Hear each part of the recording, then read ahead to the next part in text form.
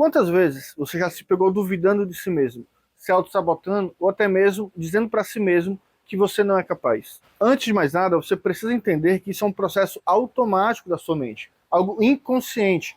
Você não escolhe acreditar não é capaz, você não escolhe se auto-sabotar.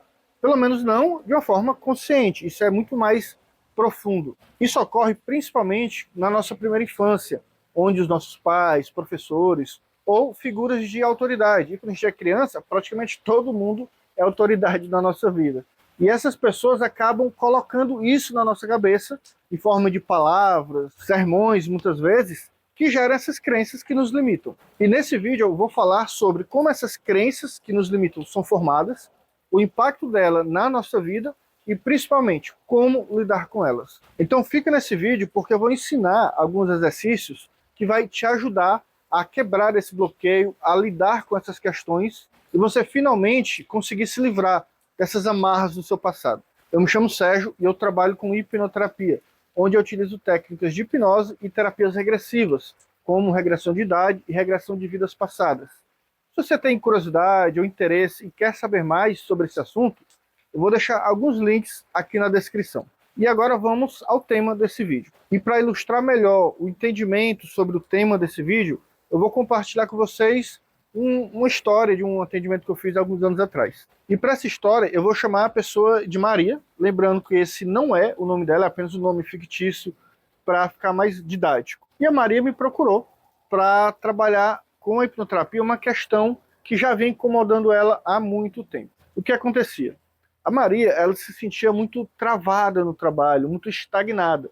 Só que, sempre que surgia uma oportunidade de melhoria, seja ela aprender uma atividade nova, seja uma promoção, ela se fazia acreditar que ela ainda não estava preparada, que ela não daria conta. Com isso, ela sempre sabotava a sua melhoria. Então, ao mesmo tempo que ela se sentia estagnada, ela não evoluía porque ela não conseguia acreditar que era capaz de conseguir essa evolução, de crescer. Claro que essa sabotagem não era de propósito ou consciente. Ela não chegava para o chefe dela e dizia: olha, chefe, eu não quero essa promoção porque eu não sou boa o suficiente. Lógico que não.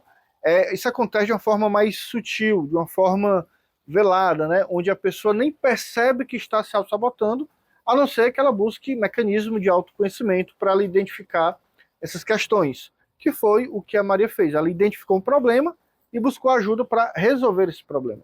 E nós identificamos que essa questão dela de se auto-sabotar vinha porque ela sempre ouviu, durante a vida dela, que ela nunca era capaz. E essas crenças que foram formadas na infância dela acabaram perdurando até sua vida adulta.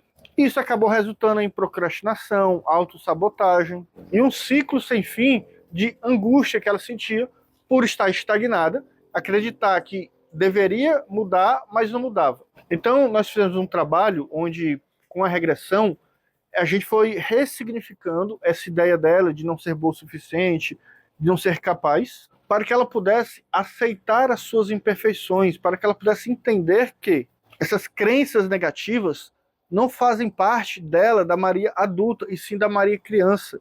Então, existem técnicas onde nós vamos até essa criança interior e ajudamos a lidar com isso, a ressignificar, fazendo com que aquela emoção que existia dentro da pessoa, ela deixe de ter uma força, ou até mesmo deixe de existir, atrapalhando com que ela possa seguir em frente. Então nós fizemos esse trabalho de regressão para poder ressignificar, curar, acolher essa criança interior, e também foi ensinado exercícios práticos, onde ela foi aprendendo a lidar, a valorizar as pequenas conquistas. Assim, ela foi entendendo que sim, ela tem valor, que ela é capaz e que ela é boa o suficiente. Então, com esse trabalho, ela foi ganhando confiança, ela foi ressignificando, fortalecendo a nova crença de que ela sim era capaz. E assim ela passou a se arriscar mais no trabalho, foi aceitando os desafios que chegavam até ela, e finalmente ela cresceu e chegou aonde ela gostaria de chegar.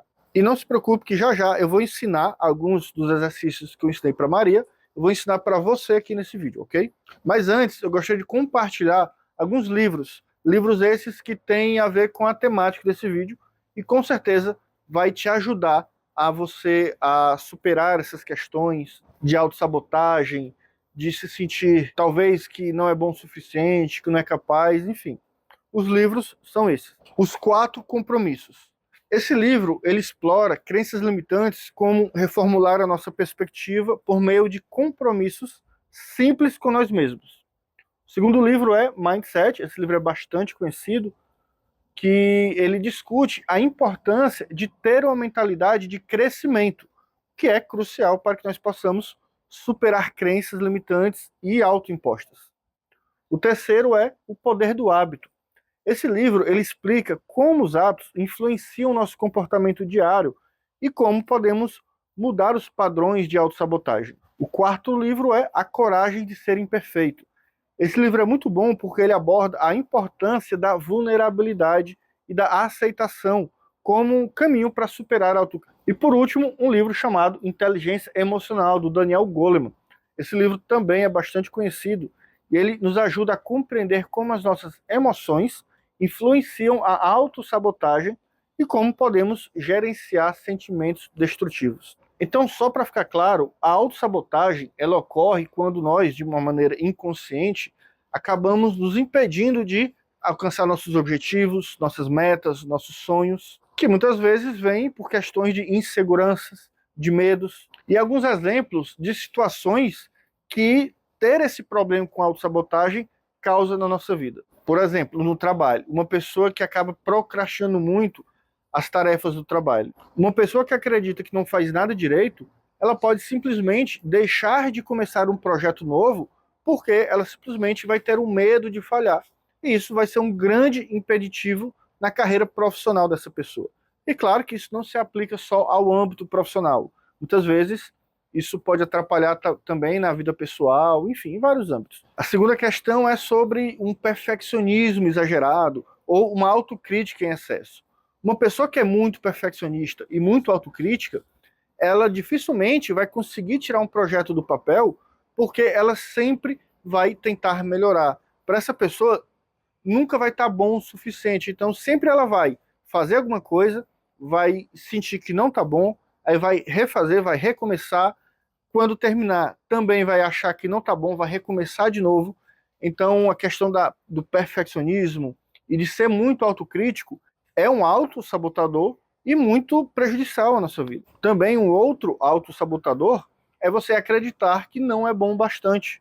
Isso vai fazer com que você simplesmente deixe de aceitar novas oportunidades, porque você nunca vai se ver uma pessoa boa o suficiente para fazer aquilo. Então, sempre que você sentir que não é bom o suficiente, você precisa parar e pensar: será que eu não sou bom o suficiente mesmo? Ou é apenas uma crença que foi imposta a mim durante a minha vida? E por último, é relacionado ao medo de se expor, ao medo de falar em público. Se uma criança ela foi ridicularizada durante a infância dela, sofreu o que a gente chama de bullying, né? Isso pode fazer com que essa criança ela tenha um medo exagerado em se expor, em ser autêntica, em ser quem ela é. E isso pode trazer algumas consequências na vida dessa pessoa. Inclusive, ela pode ter quadros de depressão, de ansiedade, por não conseguir se expor, não conseguir ser autêntica, por ter esse medo exagerado. Então, essas são algumas situações de autossabotagem que essas crenças elas podem gerar na nossa vida. E agora, como prometido, vamos aos exercícios que vão te ajudar a lidar com essa autossabotagem. Esse primeiro exercício, o objetivo é identificar crenças limitantes e transformá-las em crenças fortalecedoras. Para isso, você vai listar alguns pensamentos que acabam atrapalhando você quando você pensa em alcançar um novo objetivo. Por exemplo, não sou bom bastante, não tenho disciplina, a disciplina necessária, ou se eu fizer isso, é certeza que eu vou falhar. Aí você vai refletir sobre isso. De onde vêm esses pensamentos? São de crenças da minha infância? São de coisas que eu ouvi quando era criança, que me foi ensinada contra a sua vontade, no caso, que foi simplesmente era coisas que você ouvia demais? Aí você vai desafiar essas crenças. Será que isso é verdade? Faz sentido?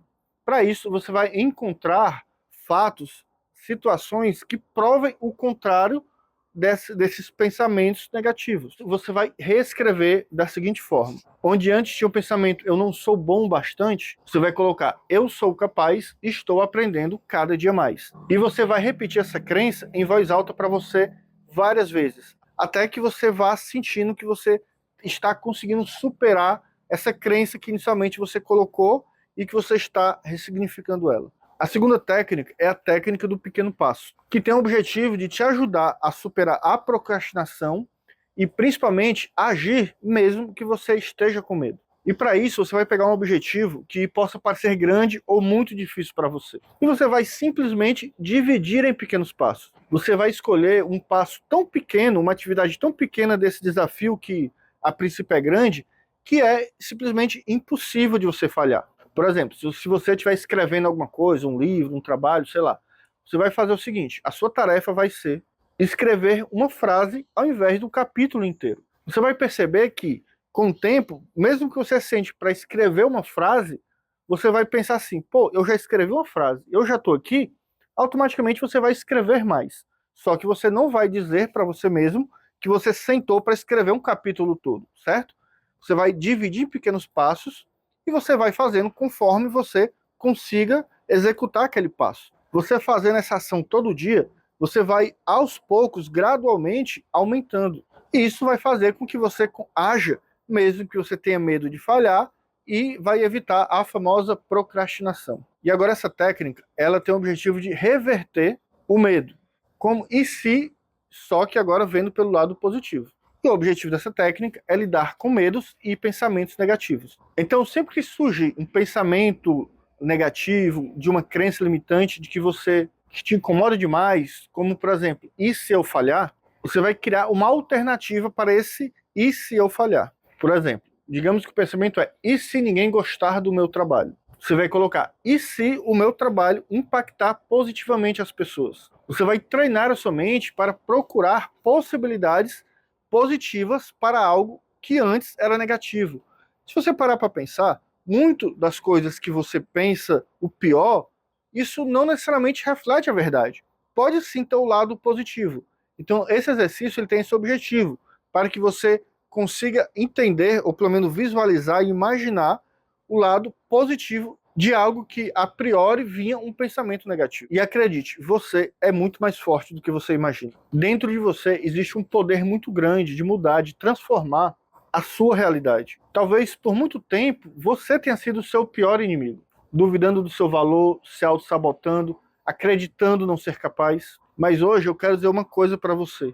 Você tem escolha, você pode mudar. Você não nasceu para viver preso em medos, em inseguranças. Você nasceu para brilhar, para crescer e para conquistar. O poder da mudança está em você. Espero que tenha gostado desse vídeo e que te ajude de alguma forma.